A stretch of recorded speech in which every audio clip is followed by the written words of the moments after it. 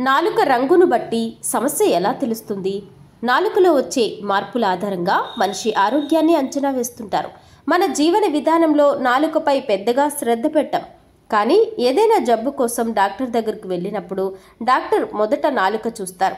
నాలుకను చూడడం ద్వారా కాలేయం వంటి అనేక వ్యాధుల లక్షణాలు వ్యక్తమవుతాయి. అందుకే వైద్యులు నాలుక రంగును బట్టి శరీర ఆరోగ్యం చెప్తుంటారు.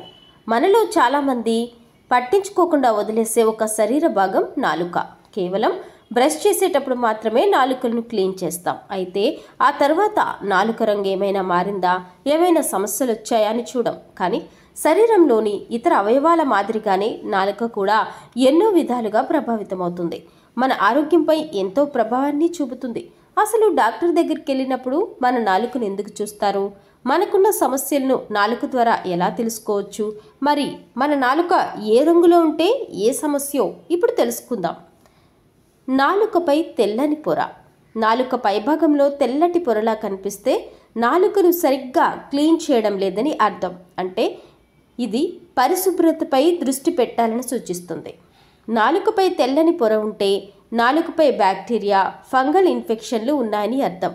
అయితే ఇది డీహైడ్రేషన్ సమస్య వల్ల కూడా వస్తుంది. Strawberry tongue.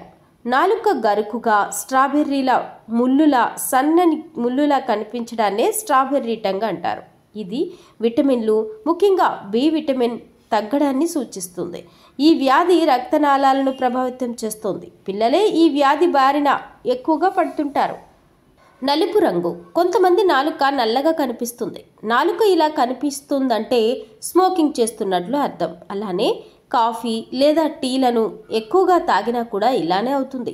అతిగా యాంటీబయోటిక్స్ వాడకాన్ని కూడా ఇది సూచిస్తుంది. ఇక నాలుకపై కొద్దిగా నీలం రంగు లేదా ఊదా రంగు కనిపిస్తే రక్తంలో ఆక్సిజన్ స్థాయిలు తక్కువగా ఉన్నాయనడాన్ని సూచిస్తుంది. ఇది గుండె, ఊపిరితిత్తులు వంటి అవయవాలకు సంబంధించిన వ్యాధులను కూడా సూచిస్తుంది.